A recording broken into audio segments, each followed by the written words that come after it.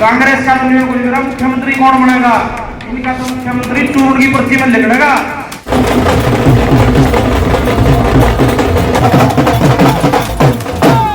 जब सीटें बनेगी आप खबरें पढ़ोगे, सोशल मीडिया पे देखोगे, उड्डा के बेटे को लोग घर से बाहर नहीं निकलने देंगे।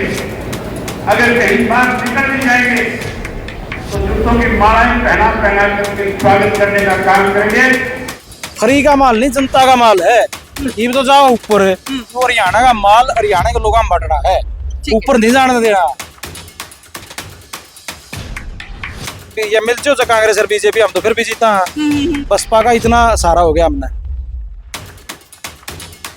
ये लो बसपा की सरकार बनेगी जी, इन्हें लो बसपा की सरकार बनेगी। कॉन्फिडेंस पूरा लेके घूम रहे पूरा कॉन्फिडेंस ले घूम रहे हैं। अच्छा, अभय सिंह चौटाला मुख्यमंत्री बनेगी। नमस्कार, मैं हूं अंकिता सिंह और आप देख रहे हैं सिटी बिग न्यूज। भाई इस वक्त आपको लेकर के आए हैं नारनौल हल्के के अंदर, जहां इनेलो और बसपा के प्रत्याशी उमेद लोहान के नामांकन के अवसर पर एक बड़ी रैली का आयोजन किया गया है। इस मौके पर अभय सिंह चौटाला के साथ तमाम इनेलो और बसपा के कार्यकर्ता नेता मंच पर नजर आए और साथ ही भीड़ में भी खूब जोश नजर आया।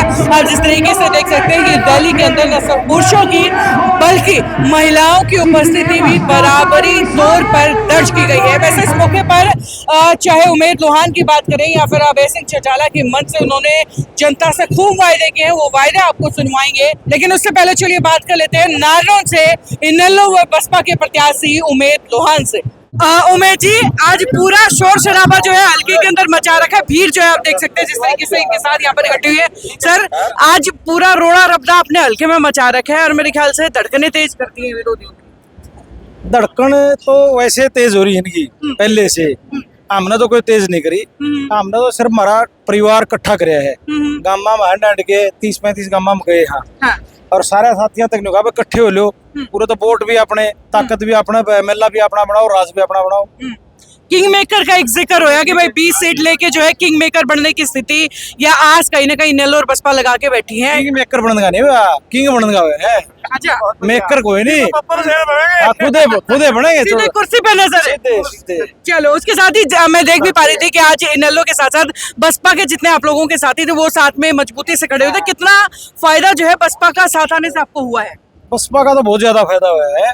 पूरा भी आप मानोगे 30-35 हजार वोट है बसपा की। हाँ। और लोक दल के 50-55 जा रहे हैं, तो मिल जाए तो सारे एक ये मिल जाए कांग्रेस और बीजेपी, हम तो फिर भी जीता है। बसपा का इतना सारा हो गया हमने। बिल्कुल। वैसे बसपा के आने से मजबूती हुई आप बोल रहे हैं, लेकिन बसपा के हिस्से भी कुछ आएगा क्या आपकी तरफ से? तो मुख्यमंत्री राज होगा तो सबका हिस्सा होगा। जो बसपा के साथी हैं वो भी राज मौज करेंगे, किसान और मजदूर का राज होगा जी। उसके बाद नारनौल हल्के की बात करें, प्रत्याशी हैं यहाँ से, किन मुद्दों पर चुनाव लड़ने वाले हैं? मुद्दे किसाना के हैं, मजदूरा के हैं, युवा साथी बेरोजगार हैं जी। आप देखोगे फसल नहीं बिकती टाइम पे, पूरा मंडी में लाइन लगी रहो है, पोर्टल पर दर्ज कराओ। और मुआवजा की बात आओ, मुआवजा मिलता नहीं किसान ने, खाद मिलता नहीं, यूरिया है, DAP है। मुद्दे हो नारायण हो गया के। चलो, कुछ एक मुद्दों का जिक्र जो है अभय सिंह जी ने भी मन से किया, फिर वो चाहे सिलेंडर की बात हो। लोग कहते हैं कि जी ये तो फ्री का माल लुटा करके और वोट बटोरने की कोशिश की जा रही है। फ्री का माल नहीं, जनता का माल है। ये तो जाओ ऊपर है, इकट्ठे कर करके पीछे महकमे वाइज जोड़े भेजते हैं, टैक्स चोरी हो जाए, GST चोरी हो जाए। ये हरियाणा का माल हरियाणा के लोगों में बट रहा है, ऊपर नहीं जाने देना जी। इसके अलावा कांग्रेस से तो अभी कोई प्रत्याशी आपके लिए सामने मैदान में आया नहीं है। वो कैप्टन अभिमन्यु वो बोलते हैं जी पिछली बार तो गलती हो गई थी, कम थोड़े गोड्डे कम पकड़े थे, अब की बार गोड्डे ज्यादा पकड़ूंगा तो मैं जीत जाऊंगा और किसी का नंबर नहीं आने देता। गोड्डे तो मन तो पकड़ेगा नहीं, उस दिन लोग मानेंगे। मन में कोई इसी बात होती तो 61,000 वोट दिए थे लोगों ने, 61,000 थोड़े हो जाएंगे। पूरा उनका दफ्तर था, घर का ले रखा है, महाराज जिसान तो बिना किराया देना मुश्किल हो जाए। उसमें 5 साल बैठा तो को नहीं बोले हल्का का करूंगा, पहला तो बोले आँख करूंगा, हल्का तो बाट देखा है, आँख हल्का करेगा उसके। बहुत बहुत शुक्रिया आपका हमारे साथ जुड़ने के लिए। तो भाई ये थे हमारे साथ उमेद लोहान। इसके बाद जो जनता यहाँ उनको सुनने के लिए पहुंची है, जो जनता घंटों से बैठ करके यहाँ उनके पहुंचने का इंतजार कर रही थी, चलिए उनसे भी बातचीत कर लेते हैं। वही 10 वर्ष के राज में NCR का इलाका जो दिल्ली के चारों तरफ लगता हुआ हरियाणा था, 70,000 एकड़ जमीन जो है उसको दफा 4-6 के नोटिस दे करके किसान को सस्ते में बेचने पे मजबूर कर दिया, किसान को लूट लिया गया। इसीलिए हुड्डा की सरकार सत्ता से बाहर हुई। जब हुड्डा को सत्ता से बाहर किया, भाजपा पे विश्वास किया, मोदी ने नारे दिए, वायदे किए, 15-15 लाख रुपया हर व्यक्ति के खाते में जमा करा दूंगा। साथियों, जब मैं गांव में गया, लोगों से पूछा कि मोदी कहते थे 15-15 लाख रुपए तुम्हारे खाते में आएंगे। मैंने पूछा किसी एक व्यक्ति के खाते में एक नया पैसा आया? हर आदमी ने कहा एक नया पैसा नहीं आया, हमें सिर्फ बहकाया गया। जहां लोग आज भाजपा को सत्ता से बाहर देखना चाहते हैं, वे कांग्रेस की दाल को सुर्खियों में बढ़ रही है। बड़ी हैरानी की बात है, जो कांग्रेस की दावा कह रहे थे कि महाराज बनाएंगे, कांग्रेस की सरकार बढ़ेगी। आज 11 तारीख होगी, कल आखिरी तारीख है नॉमिनेशन की। आज तक कांग्रेस पार्टी के लोग इस बात का निर्णय नहीं कर सके कि किसको किस विधानसभा क्षेत्र से चुनाव लड़ा जाए। ये निर्णय इसलिए नहीं आ रहा कि कांग्रेस में हुड्डा ने, उसके बेटे ने एक विधानसभा में 50-50 उम्मीदवार खड़े कर दिए। शुरू में उम्मीद को भी बहकाया था, इसको भी कहा था तेरे को टिकट देंगे, चुनाव लड़वाएंगे। आज के जो हालात हैं, उस हालात के मुताबिक भाजपा तो सत्ता से बाहर हो ही जाएगी, कांग्रेस की बहुमत में नहीं आएगी। कांग्रेस में बहुत बड़ा विवाद खड़ा हो जाएगा। जब टिकटें बनेगी, आप खबरें पढ़ोगे, सोशल मीडिया पे देखोगे, हुड्डा और हुड्डा के बेटे को लोग घर से बाहर नहीं निकलने देंगे। अगर कहीं बाहर निकल भी जाएंगे तो जूतों की मालाएं पहना करके स्वागत करने का काम करेंगे। इस कांग्रेस में भगदड़ बचेगी। कांग्रेस भी 40 पार नहीं कर पाएगी, 30 से नीचे रह जाएगी। इंडियन नेशनल लोकदल पार्टी और बहुजन समाज पार्टी मिलकर के 20 से ज्यादा सीट जीतेगी। अगर 20 से ज्यादा सीट जीतेगी तो फिर साथियों, हम किसी की सरकार बनवाएंगे नहीं, हम किसी की गोद में जाकर के बैठेंगे नहीं, हम स्वार्थ नहीं करेंगे, हम अपनी सरकार बनाएंगे, आपकी सरकार बना करके देने का काम करेंगे। अब अगर फिर सरकार बनाओगे तो मैं आपसे भरी सभा में वायदा करके जाता हूं, तो वायदे में आपके बीच में करके जाऊंगा कि आप लोगों को इस बात का मेरे पे भरोसा विश्वास है कि मैं आपसे कहीं बात को पूरा करने का काम करूंगा। उम्मीद है आपको मेरे से इस बात की कि मैं आपके वायदे पूरे कर दूंगा। अगर उम्मीद है तो बोल के बताओ। तो साथियों, आपको अगर भरोसा है तो मैं आपके भरोसे को कभी टूटने नहीं दूंगा। मैं तो यही निवेदन करना चाहता हूं, अब चौधरी छोटू राम ने 2 बात कही थी अपने तक। अब भाई, एक तो अपना दुश्मन पहचान लो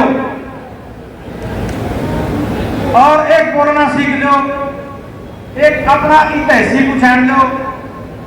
तो अपना में जो 10 साल राज चालिया भाजपा का, इसमें 2 बार संकट आया है। एक रकम आरक्षण की लड़ाई लड़ा था जब समाज, फिर किसान आंदोलन आ गया। किसान आंदोलन में ये हमारी माता बहन बुजुर्ग सारे लगातार कई महीने तक बॉर्डर पर बैठे थे। किसान संघर्ष समिति की एक मीटिंग हुई, उसमें ये फैसला लिया, अब जितने धोले गुर्जर एमएलए एमपी अपना बीच माओ है, इनमें पूछो अगर हमारा बीच मारा है तो पहले इस्तीफा दो ताकि हमारा आंदोलन में ताकत मिल सके। और ये संदेश पहुंचाओ सारे लीडरों के पास। सबसे पहले ये जो संदेश विपक्ष की सबसे बड़ी पार्टी थी हरियाणा की कांग्रेस का पास पहुंचा किसानों ने। किसानों का संदेश सुन के इस्तीफा तो दूर, आंदोलन ने मारना छोड़ दिया। फिर दोबारा मीटिंग हुई, तो कमेटी ने सुरेश कोल को कहा, आज तो किसी पार्टी में भी कोई और अपना बीच में रहा है, उसको कहा अबे सिंह चौटाला से पूछ लो इस्तीफा देने का अपना समर्थन में। अबे सिंह चौटाला जी के पास जब सुरेश कोल आया, उसने कहा भाई साहब किसान आपसे कुर्बानी चाहे हैं, आपसे त्याग चाहे हैं, और चौधरी देवलाल का खून आपकी नसों में दौड़ रहा है, आप उसके राजनीतिक वारिस हो, आप इस्तीफा किसान यदि किसी से उम्मीद कर रहे हैं तो आपसे कर रहे हैं। इनने भी सलाह करी, पार्टी के लीडरों से भी करी, घर में भी करी, बाहर भी करी, यार दोस्तों से भी करी, सबने एक बात कही, अगला भाई साहब यार गलती ना करती हो, अपना तो एक सीट है, मसासी जीत के आए यहाँ, विधानसभा में भी आपके बोल रही हो, अपनी तो पार्टी खत्म हो जाएगी, लेकिन फिर भी आपके इस बेटे ने, आपके भाई ने, आपके नेता ने आपके आदेशों पर फूल चढ़ाया और उस कुर्सी का लाल मार के आपका बीच में बैठ गया। 4,500 एमएलए एमपी में एक आदमी था जो आपके बीच में बैठा, तो आपने देख लो आपका इतिहास कौन है, और सारे लोग हुए हैं, अब बहुत धोखा है, पहली बार जिंदगी में कांग्रेस का नहीं आ गया है। और एक बात और कहूँगा, मैं कराना हूँ, बोला हमने तो 3 पीटी खपा दी इस पार्टी में, खर्चा ला गया, खून पसीना ला गया, तो मैं भाई ने हूँ, अब इस पार्टी में 3 पीटी खबरी हैं, तो इसमें बचाने की मजबूत की करण की जिम्मेवारी कल्ला एमए चौटाला की को नहीं, अपनी 3 पीढ़ियों का पीछा खून लाग रहा है इस पार्टी में, इसमें कांग्रेस और बीजेपी खत्म करना चाहती है या बचानी है, तो भाई साहब के साथ खड़े हो जाओ और नानूद की सीट जिता दो, नानूद की सीट जिता दो, मुख्यमंत्री आपका होगा। मैं 100% कहता हूँ कि ओवरऑल 47 सीटें हैं, तमिलनाडु के दोनों पार्टियां 20 जिता दो, किसी का नीचे को नहीं लगा, कुर्सी पर बैठेगा और किसानों और कमेरे का राज होगा। एक बात और कहूं, मैं पिछला इलेक्शन में खट्टर मुख्यमंत्री था, मैं हमारा था, और न्यू रैली की जनसभा थी, उसमें उसने एक बात कही थी, याद हो किसी के, सारा अखबार में भी आई थी, मीडिया में भी आई थी, सुनी थी लोगों ने अपने करने, और जो चौधरी है नी, इनकी पगड़ी और इनके डोके खूंटियां पर टंगा दूंगा, और वो खूंटियां पर टंग रहे 10 साल तक, उन को तार के तारा सिर पर सजा के है, तो एमए सिंह चौटाला रास्ता और कांग्रेस का तो मेरा मुख्यमंत्री कौन बनेगा, इनका तो मुख्यमंत्री चूर्ण की पर्ची में लिखड़ेगा, नाम लिखड़ेगा, ऊपर से सोनिया राहुल किसका काटेंगे, इनका पर लाल भी राजी हो रहा था 5 में, अगर में इतने एमएलए हैं, और जब भूपेंद्र हुड्डा का नाम लिया नहीं, जिस पर एक भी एमएलए कौन था, सारे एमएलए खन्ना कूद बैठ गए और हुड्डा साहब का पक्ष खड़े हो गए, लेकिन पूरा तारा वोट पड़ेगा सीधा डोर में, सीधा पकड़ देगा तो तारा मुख्यमंत्री का दबेगा सीधा। आप लोगों का बहुत बहुत धन्यवाद। जय हिंद, जय इंडियन नेशनल लोकदल, जय बहुजन समाज पार्टी। और वही रैली में जो समर्थक इनेलो के जुटे हैं, बसपा के जुटे हैं, उनसे चलिए बातचीत कर लेते हैं। हाँ जी, इसी हल्के से आए, क्या कुछ माहौल लग रहा है आपकी बार, क्योंकि इनेलो का गढ़ माना जाता है? 1 नंबर का माहौल है जी, 1 नंबर का माहौल है। आपके पास टक्कर देने के लायक है क्या?